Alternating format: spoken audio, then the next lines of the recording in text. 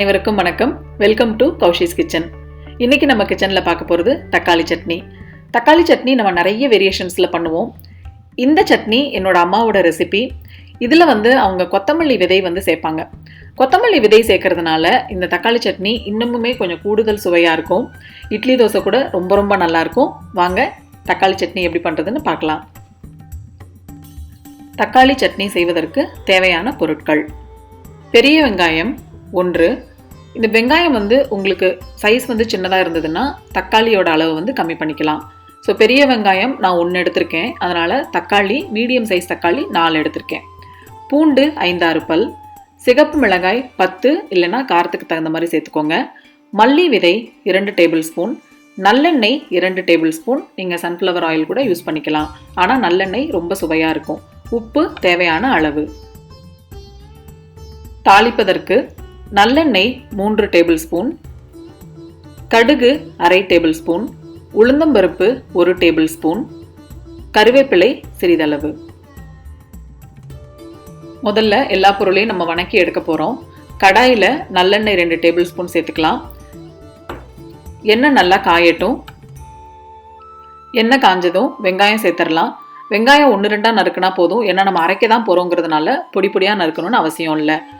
இது கூடவே தேவையான அளவு உப்பு, பூண்டு, சிகப்பு மிளகாய், கொத்தமல்லி விதை, இந்த பொருளெல்லாம் சேர்த்துட்டு நம்ம கொஞ்சம் வணக்கிக்கலாம். ரொம்ப நேரம் வணக்கணும்னு அவசியம் இல்லை. வெங்காயத்தோட கலர் மாறினா போதும். வெங்காயத்தோட கலர் நல்லா மாறியாச்சு. இப்போ நறுக்கி வச்சிருக்கிற தக்காளி சேர்த்துக்கலாம். தக்காளியும் கூட நீங்கள் 1-2 நறுக்குனா போதும். ரொம்ப பொடி பொடியாக நறுக்கணும்னு அவசியம் இல்லை.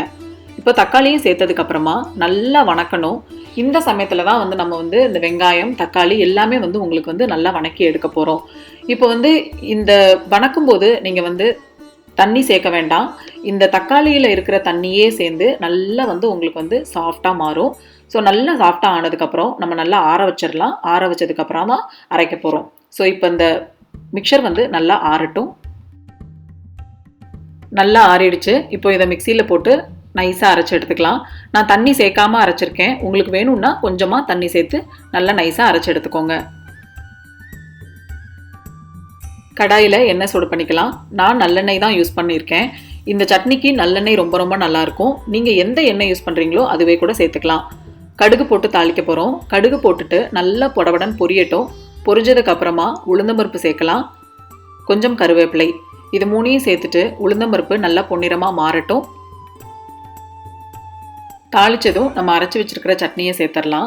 இப்போ உங்களுக்கு கொஞ்சம் தண்ணியாக வேணும் அப்படின்னு சொன்னால் உங்களுக்கு எந்த மாதிரி கன்சிஸ்டன்சி வேணுமோ அந்த அளவுக்கு கொஞ்சம் தண்ணி சேர்த்துக்கலாம்.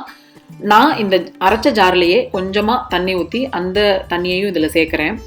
இப்போ இந்த பொருள் எல்லாத்தையுமே நம்ம வணக்கிட்டு தான் அரைச்சிருக்கோம் அப்படின்னு சொல்கிறதுனால நீங்கள் ரொம்ப நேரம் உங்களுக்கு இந்த சட்னி கொதிக்கணும்னு அவசியம் இல்லை. ஒரு 2-3 நிமிஷம் வரைக்கும் நம்ம குக் பண்ணிவிட்டு நம்ம அடுப்பை அணைச்சிடலாம்.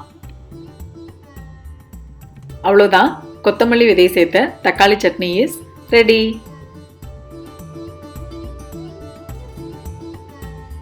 சுட சுட இட்லி தோசை கூட இந்த சட்னி ரொம்ப ரொம்ப நல்லாயிருக்கும். சப்பாத்தி கூடயும் அருமையாக இருக்கும். எங்கேயாவது நம்ம வெளியூர் போகிறோம்னு சொன்னால் இந்த இட்லி மேலே இந்த சட்னியை தடவி பேக் பண்ணி எடுத்துகிட்டு போகலாம். அவ்வளோ அருமையாக இருக்கும். இப்போ நான் இந்த சட்னியை டேஸ்ட் பண்ண போகிறேன். பார்க்குறதுக்கே ரொம்ப ரொம்ப நல்லாயிருக்கு. நீங்களும் செஞ்சு பாருங்கள். எனக்கு எப்படி இருக்குன்னு சொல்லுங்கள். இந்த வீடியோ உங்களுக்கு பிடிச்சிருந்ததுன்னா கௌஷிஸ் கிச்சன் சேனலுக்கு சப்ஸ்கிரைப் பண்ணுங்கள். தேங்க்யூ ஃபார் வாட்சிங்.